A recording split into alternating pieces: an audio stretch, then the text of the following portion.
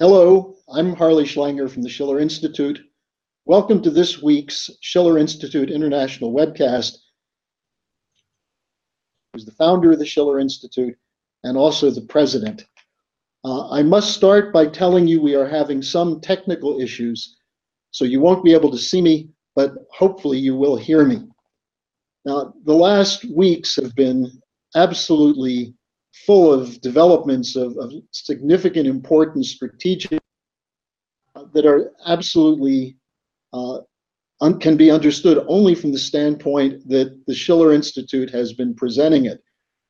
You have the continuing effects of the Mueller investigation, the neocons attempting to reemerge, but against that, the great opportunity that's presenting itself because of the tremendous accomplishments in recent months of the Chinese Belt and Road Initiative. And I think, Helga, that's probably the best part because, again, we see the potential if the United States were to join with China. So let's start with that. Yeah, so, it is really amazing. You have two realities in the world. And the mainstream media in the West, the United States and Europe, not all European countries, but some, almost managed to completely ignore that reality and make sure that the people of the United States and many European countries don't even know about it. I mean, this is a big scandal. What you are referring to is the fact that in the almost 4.5 years now that Xi Jinping, the president of China, has put the Belt and Road Initiative, the new Silk Road, on the table, you see a dynamic which is unbelievable. First of all, China naturally is economically exploding with development, with optimism, with absolute ambitious infrastructure projects. We should talk about that in detail in a minute. And many other countries, I think well above 70 countries and 40 international large associations and institutions are cooperating with the new Silk Road. And all of these countries have been gripped by an enormous sense of optimism, which some people call the Silk Road spirit, which is a sense of entering a new era of mankind. And the rest of the Europeans and Americans don't know it. I mean, the only people in the United States who probably have an inkling are those from West Virginia and some other states who traveled with President Trump on his recent trip and came back with enormous deals, like West Virginia having a deal of 83 billion over the next 10 years. And people really see that the United States could absolutely join and be part of it.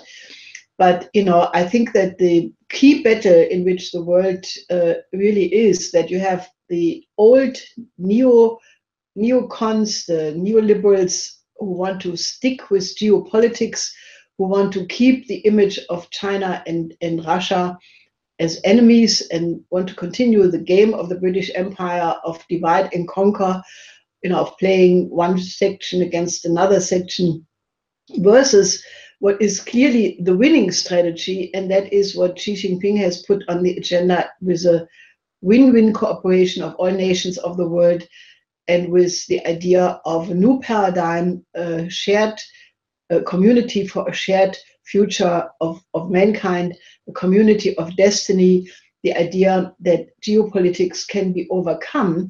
And more countries are joining with this new conception.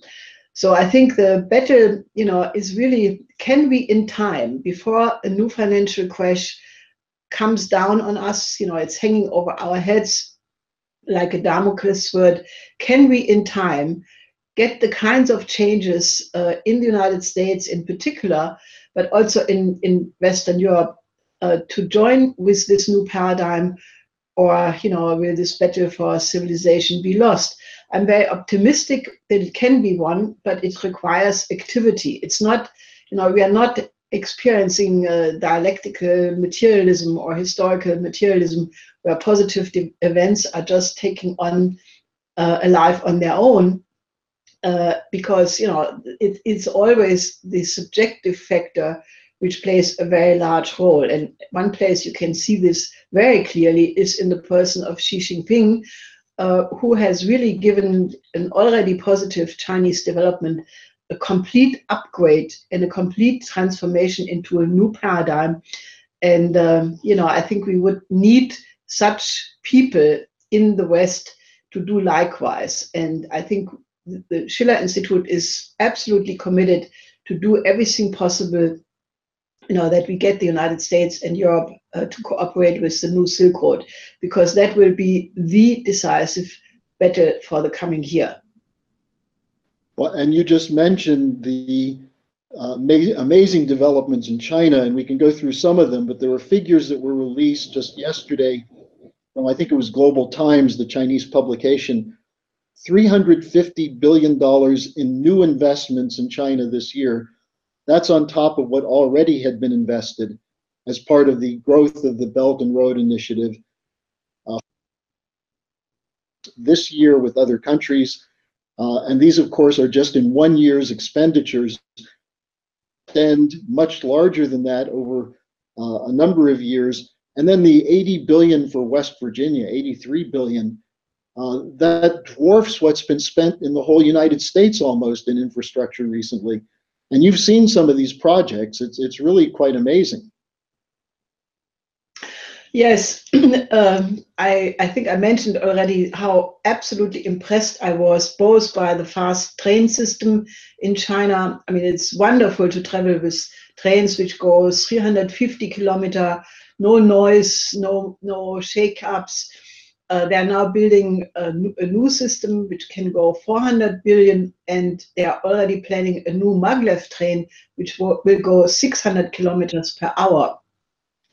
Naturally, and then also the absolute incredible longest sea bridge between Hong Kong, Macau, and Shanghai, which I was standing on, just 15 kilometers away from Hong Kong. This took 120 patents to accomplish, because a lot of engineering and technical problems had to be solved. So I think, we would like to ask you to help us to get that idea of infrastructure development in the United States. As you know, there will be a big important summit on the 6th and 7th of January in Camp David, where President Trump will meet with congressional leaders, Mitch McConnell, Paul Ryan, and others. And the issue will be his infrastructure program for the United States. Now, what has been made known so far, that he wants to have 200 billion federal money, then matched by another 800 billion local money, regional money, state money over the next 10 years. Now, that is obviously not enough. The White House said this is a floor, not a ceiling, so that's good to hear. But I think, we need a mass movement for development, for infrastructure development, as Prime Minister Modi had said it a couple of years ago.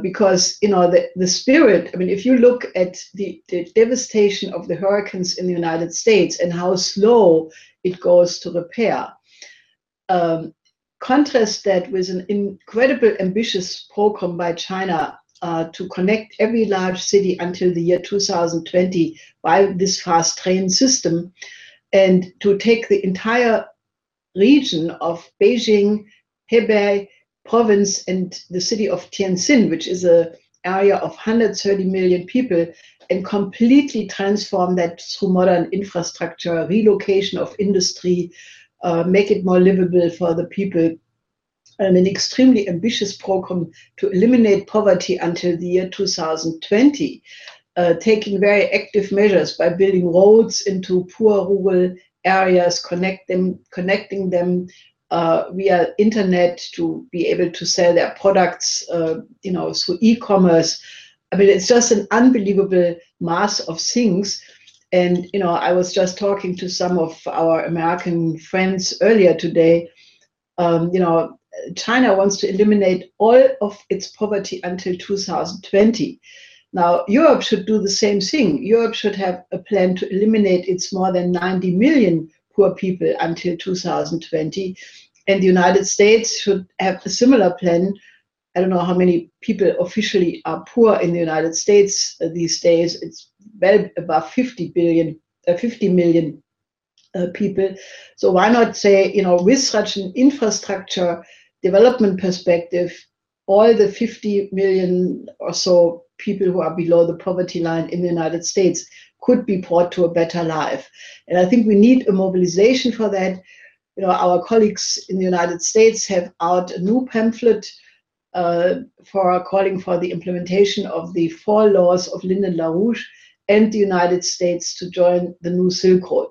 So please help us to distribute this pamphlet, contact us, work with us, because this is not something which will happen by itself, but we need a popular demand for a new paradigm, and also in the United States and in Europe. And what you just identified gets right to the core of what the fight is in the United States. While it's true that the Trump proposal on infrastructure so far is too small, his intention is to link the United States with the Silk Road. At least that's what he's been talking about. And that's what's one of the key items that's under attack by the Mueller investigation, by the neocons. The reason they didn't want Trump in the White House in the first place was to continue the old geopolitics. Now, if you look at this, you come head to head with this new national strategy doctrine, and we talked about this a little bit last week as a means of countering Trump's efforts to break with the policies of Bush and Obama. And I think it's worth just reviewing the important battle that this demonstrates is underway inside the administration and inside the country. Well, I think the Virginia State Senator Richard Black gave a very good interview about this national security report. And I think he was quite accurate when he said that there was a discrepancy between the report, which was clearly written by the successor of General Flynn as a national security advisor, namely McMaster's, or rather some staff around him. And it clearly defines Russia and China as adversaries, as competitors. And President Trump, when he presented it, which was an unusual move because normally this is not presented by the president, he clearly used a milder language by not calling China and Russia adversaries, but only rivals. But there were enough geopolitical ideas in it, like, for example, that the United States and China would compete in the Indo-Pacific region.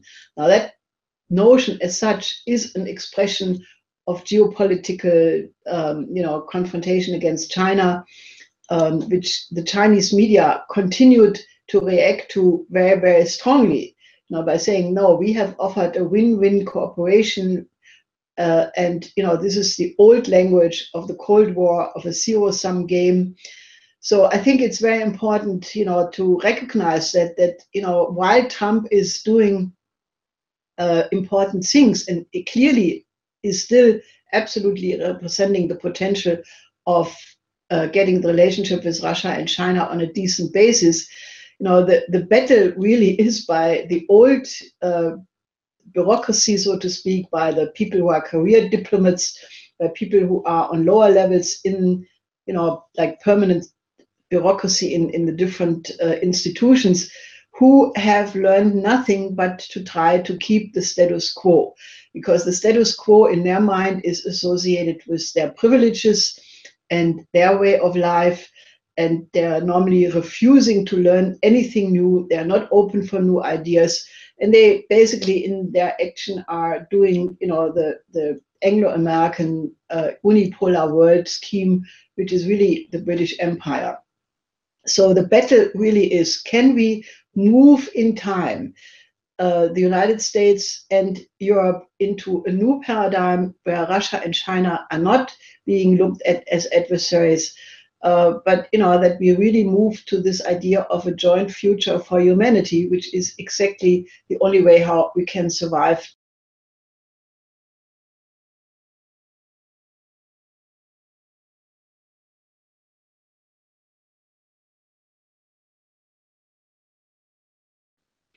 Yes, I think this is very important because end of January, for 2 days, there will be a huge conference, a national dialogue for Syria in Sochi with 1,500 delegates. All the opposition groups except the terrorists from Syria will be there. And, naturally, the people from the Astana process, Turkey, Iran. So this will be a big conference, and they will try to focus in 2 days on the need for a reconstruction of Syria, going out to the world with an appeal for all the countries to join and help the reconstruction of Syria. So I think this is a very, very important meeting. 1 week before, there will be the Geneva meeting. So I think we will see at the beginning of the year a very hopeful change of the situation in the Middle East, because there is now also new development for Afghanistan. There was a very important meeting of the 3 foreign ministers of Iran, Pakistan, Afghanistan, and China in Beijing, where Wang Yi, the Chinese foreign minister, said that the intention is to extend the China-Pakistan economic corridor, the CPEC corridor, to Afghanistan, to integrate Afghanistan and rebuild it economically. So you have a focus on Syria, you have a focus on Afghanistan, and I think these will be important bridgeheads to really start reconstructing the entire Middle East. And I think the State Secretary Tillerson is very much aware of the fact that Syria is one of the areas for US-Russia cooperation in the interest of both. He gave an interview to the New York Times just now to this effect. And I think it would be a great way for Russia and the United States to consolidate their cooperation by doing exactly that, reconstructing Syria.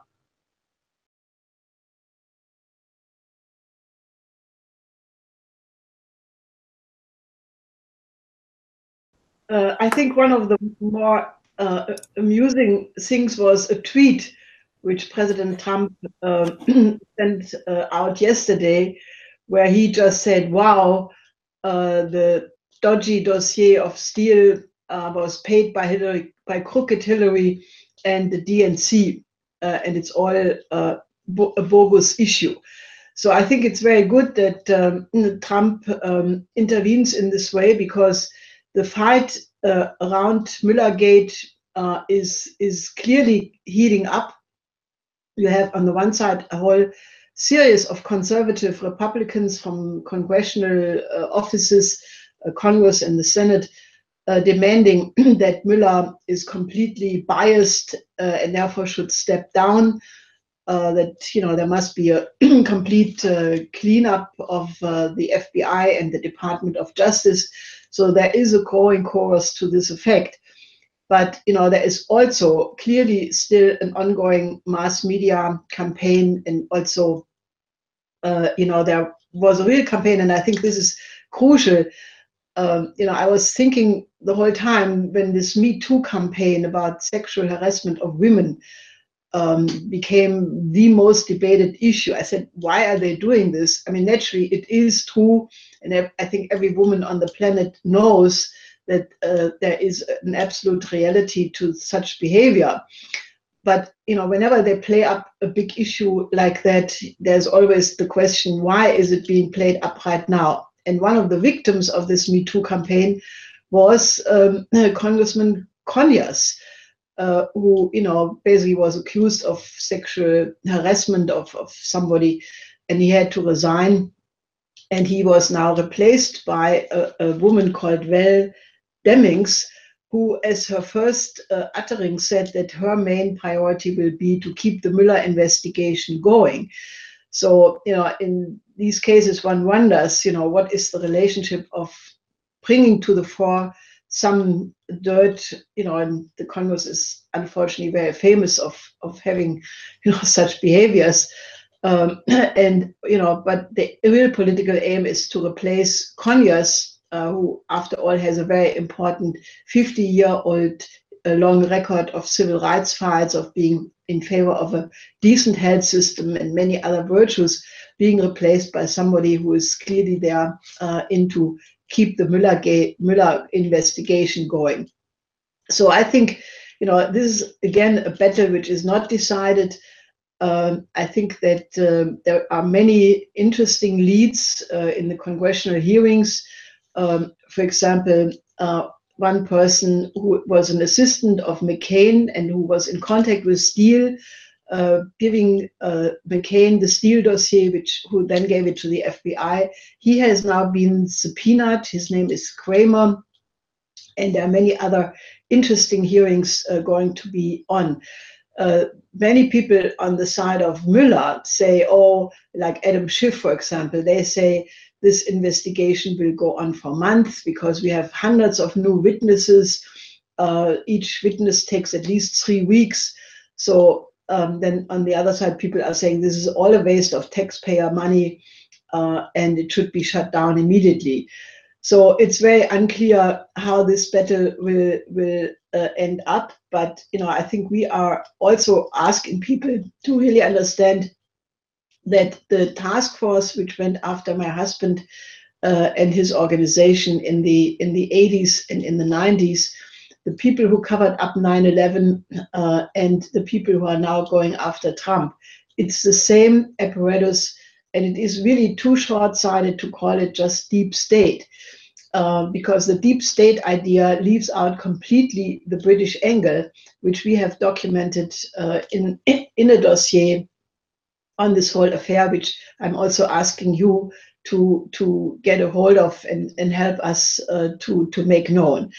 So I think it's very clearly not decided, but I think I'm very optimistic also, that the potential to squash this Millergate and get rid of it so that Trump can do his work, that potential is there, but it requires a real mobilization of you and people who want to keep America as a republic and have it join the new Silk Road.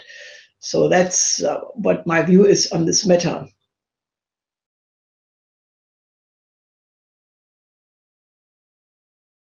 Well, the best way to look at it is that a tax reduction as an isolated measure in the context of the casino economy, which is still going on and is threatening the world with a big crash, a tax cut as such does not solve the problem. As a matter of fact, it just gives tax returns for the largest banks and the large corporations, but it does not mean that they are going to invest that in the real economy, in infrastructure. A good way to look at it is that last year, the US corporations paid altogether $300 billion taxes, but they were able to invest in $500 billion, 500 billion, into rebuying their own stocks, which is a clear manipulation of the market and just doesn't do anything except making the rich people richer. So I don't think that is really the solution.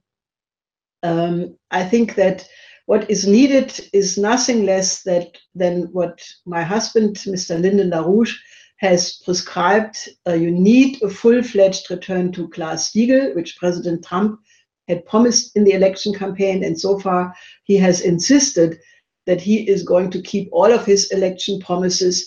So the potential that he will implement Glass-Steagall is absolutely there. It's also clear Wall Street is trying everything possible to prevent that from happening. But without a return to Glass-Steagall, exactly like Franklin D. Roosevelt implemented it in 1933, in combination with a national bank in the tradition of Alexander Hamilton and a credit system, then cooperation with the new Silk Road. You need this entire package, and you need, in particular, in the United States, the fourth law of Mr. LaRouche, which is a crash program in high technology to increase the productivity of the labor force. I mean, China, again, I have to always refer to China as the one country which is doing it in the right way. They are putting an absolute crash program on the development of thermonuclear fusion power. They just announced that they want to build a new fusion test reactor as the successor model to the European ITER in France, which gives them the possibility of reaching thermonuclear fusion in the foreseeable future. They have an extremely ambitious space program, and the United States needs absolutely this kind of an increase in productivity through high technology and an improvement in the productivity of the labor force, the industrial capacity. And if you look at the present labor force in the United States, which is plagued by a drug epidemic, by an opium epidemic, you need really that kind of a future orientation to get really the kind of spirit which is needed. So, this is the perspective, what has to happen in the year 2018, because I think the present status quo is not going to last. So I appeal to all of you, use this new year to really get United States and European countries in the new Silk Road spirit.